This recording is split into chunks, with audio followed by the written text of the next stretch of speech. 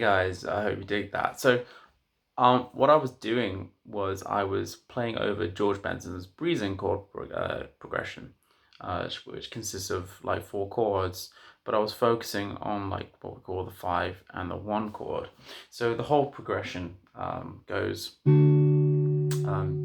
minor, B minor, E minor, and A7. I don't know if I said D minor, but I meant D major. So D major, B minor, E minor, A7. And what I was saying about the 5-1 was this A7 into the D. And I was focusing on a particular note, which I'll talk about in a sec. But what I want you to do is start off by just playing just the D major over all the chords.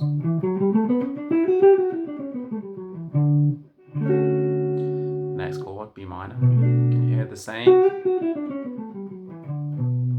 can hear. And then even the E minor that goes into the A7, which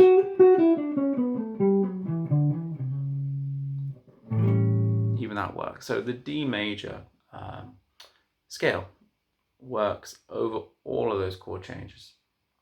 But once you've done that, what I want you to do is start focusing maybe on changing one of the notes in your scale. And what I wanted to do there is point out this flat 9. There's other ways to get the flat 9, but if you just aim to get the note and then intermingle that in with what you already have, it's a good way of just giving you the tension without learning like a new scale or a new formula. So it's quite a good way of getting into sort of a jazzy sound. So anyway, the flat 9, the 9, let's get the 9 first from A. The 9 is this note here, which is the B, and to get the flat 9, you simply flatten by one semitone from here to here. That gets you that 9 or the flat 9. And when you play that over the A7, you're getting this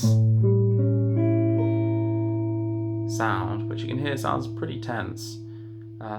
And you're going to try and resolve that. And my ear hears can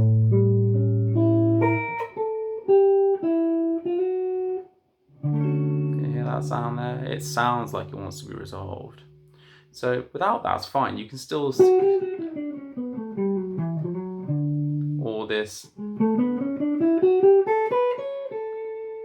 be great, but can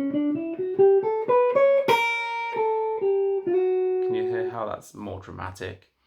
And that's what you're aiming for, is finding that flat 9, in this case, as the B flat or the A sharp, and try and target that around the scale that you already know, the major scale, the D major scale, and see what results you get.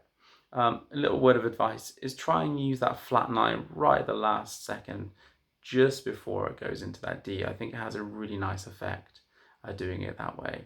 And remember, you're not trying to, in this style of music anyway, you're trying to just create a little bit of tension, just to tweak your ear, but not jar. You have that jarring sound that sometimes you get like in other forms of music, like more full-on jazz. I just I think that's really cool, but I just want to just tweak the ear a little bit, just to kind of perk it up a little bit. And that's a great way of doing that. So if you're like a blues player or a rock player that you want to start getting into kind of more jazzier forms, this is a great way to start doing that, and just integrating it in a way that you already know this D major scale.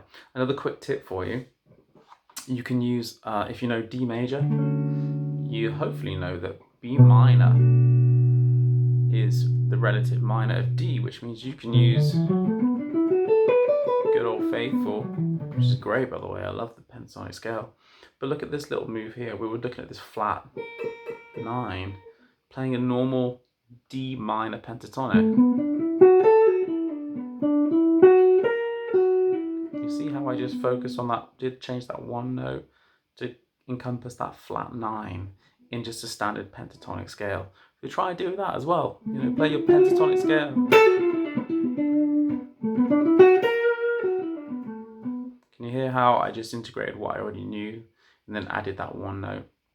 And let me know if you get any results out of this. It's a great way of getting into, as I said, more of a jazzy territory without kind of thinking about, you know, tons and tons of scales and modes and stuff. You're just focusing on the flat 9 that gives you tension, that resolves to the D. Anyway, I hope you enjoyed that. This is running on a little bit long.